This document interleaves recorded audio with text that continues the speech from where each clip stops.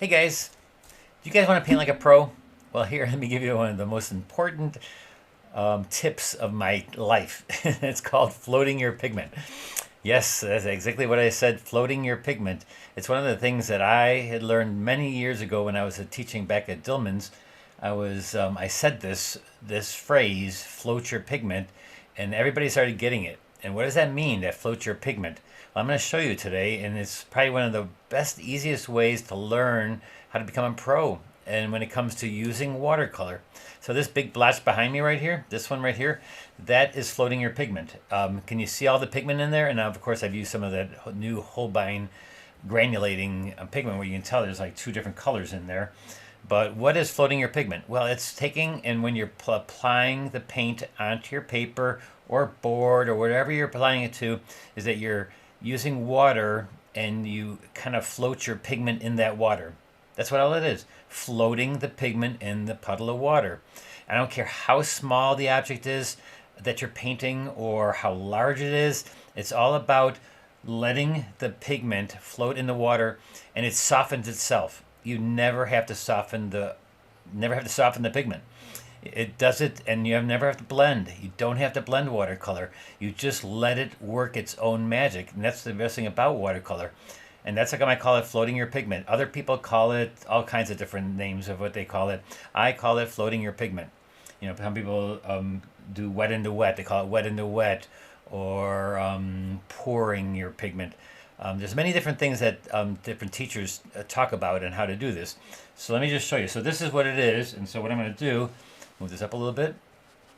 And basically all it is taking, and you can either wet the paper with just clear water, or you can wet it with a certain color. Let me put a little bit of this out here.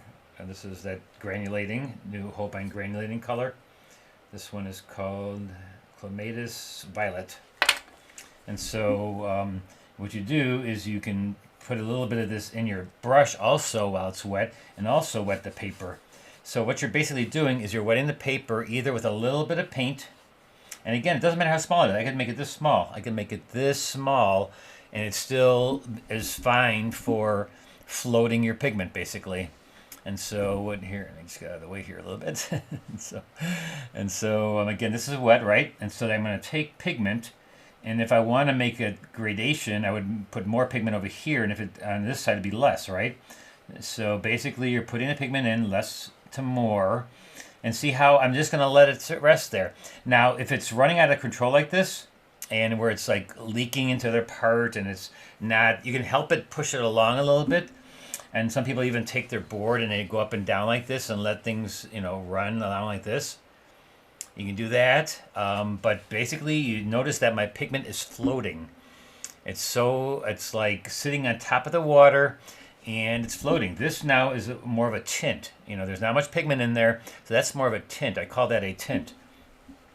And so then what we do is I pick up more pigment, and it doesn't matter which pigment, what color, how dark, how light. It's all about just taking the pigment and putting it into the water, and then watch the water work.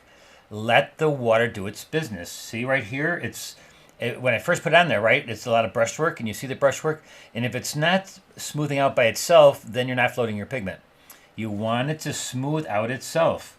And I can use, this is that granulating color, so you're going to see a couple different granule of color in there. But I can take like even gouache. This is gouache. I'm going to take a little bit of gouache, and I can make gouache float too and make it transparent. Gouache watercolor is basically watercolor, but ground finer. But watch this. It's going to cover more, but I can still, while it's wet, I can go like this, and see how I have lines in there?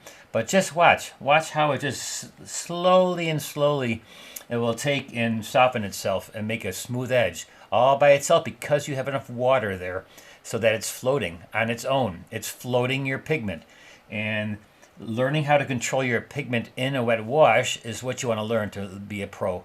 Really, it's like it takes one wash to do something in watercolor, and the better the wash is if it is done in one wash. If you can do like a whole area in one wash and capture everything here, I'm going to take now this is transparent watercolor. I'm going to take a dark blue, kind of thick, and I'm going to show you that you can make a line in this wash too. It'll be soft, because everything you do inside a wet wash well, it's always wet, but anything you do inside a puddle of water will be soft edged.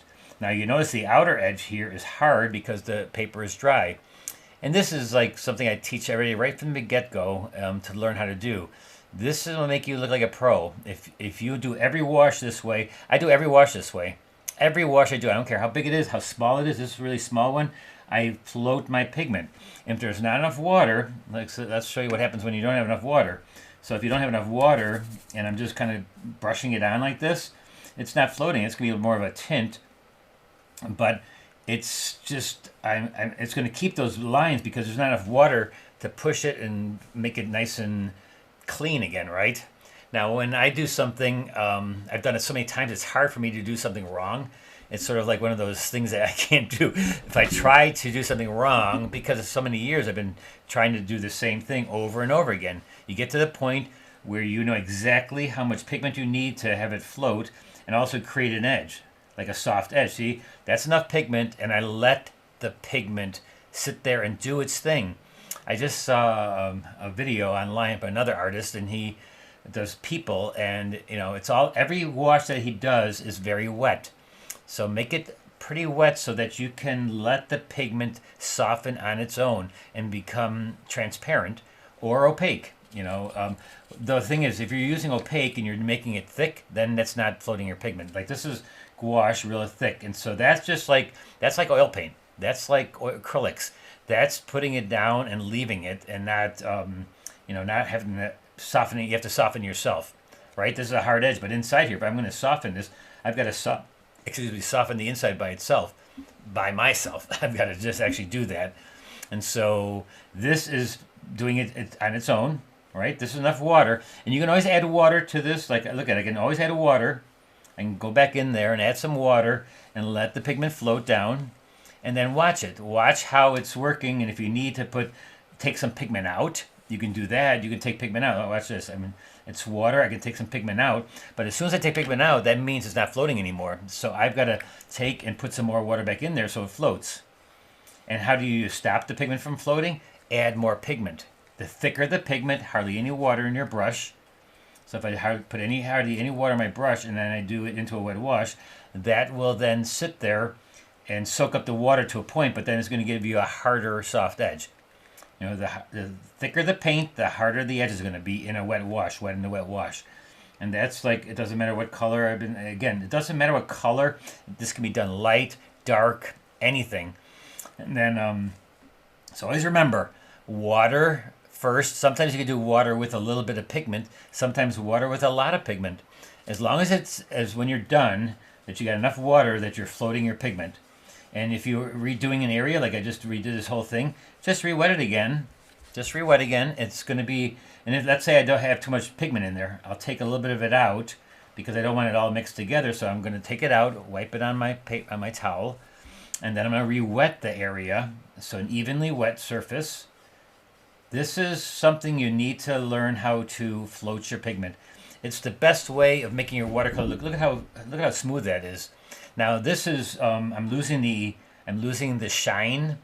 So once you lose the shine, you're no longer going to be floating your pigment. And when you don't have a shine, that means you can't float your pigment. So the only thing you can do here is I can wipe out areas. I can wipe out because this is no longer wet, really wet. So I can pull out paint. See, I can pull out paint, but I don't want to put water back in here because I'll make a watermark. So watch this, instant watermark, even by putting a little bit of like that in there, because this is starting to dry, and look at, you can get texture that way. But know what floating your pigment means, and know how working into a wet wash, that's the best way of adding watercolor to a paper. It doesn't add, this is a board, you can add it to paper, you can add it to anything, because that's not so much, it doesn't matter what the paper is, because you're going to take a puddle of water evenly and then put pigment into that water. And that's floating your pigment. That's what I call floating your pigment. And I've taught that many, many, many years now, and people started getting it, and they understood what I meant. But some people still don't understand, but so I thought I'd do a little bit of demo here to show you how putting water down and then let your pigment float. And as soon as you put the pigment down, if it's not spreading out and evening itself out, then you're not doing it right. There's not enough water. And you want enough water so it kind of blends. And so I kind of tend to I kind of put down the water and then just let it sit there for a little bit so that the water itself will also become kind of even. And then I put pigment into that. And you have to know to put enough water in there to blend it farther. Like, you don't do the blending. You don't sit there and go back and forth. I see a lot of people doing this. And with a thick amount of pigment too. They're going like this, and they're kind of, you get the brushwork of the lines. And it looks overworked because, and like I said, it's hard for me to do something wrong. So let me just show you. So they'll take and they'll just rub the pigment back and forth, hardly any water, and they're trying to rub it smooth. But that's not the pro way of doing it. The pro way is to take and wet it and let the water soften your edge. Let the water take your pigment and soften it. See how there's lines now in there? But watch how easily they go away when you put it in there, but they'll separate. And that's how come I also don't like to use a hairdryer, because this takes sometimes a little bit longer for some pigments and how heavy it is, and I want it to blend on its own. I want it to float, and I can even go like this and let it float together. I can go up and down like this, and it'll make its own soft edge. You do not have to do that. All right? So be a pro and try to float your pigment. And again, do this every time. A hard edge, soft edge, doesn't matter. Inside a hard edge is always wet in the wet. So as a watercolorist, you're always doing wet in the wet. The only time, even when you're doing a tint of color, just hardly any paint at all, you're still letting the pigment be really wet. And here, I can just rub this off. See, I can even, like this, I put in my finger, so my finger on there. But look at that, I can even erase that.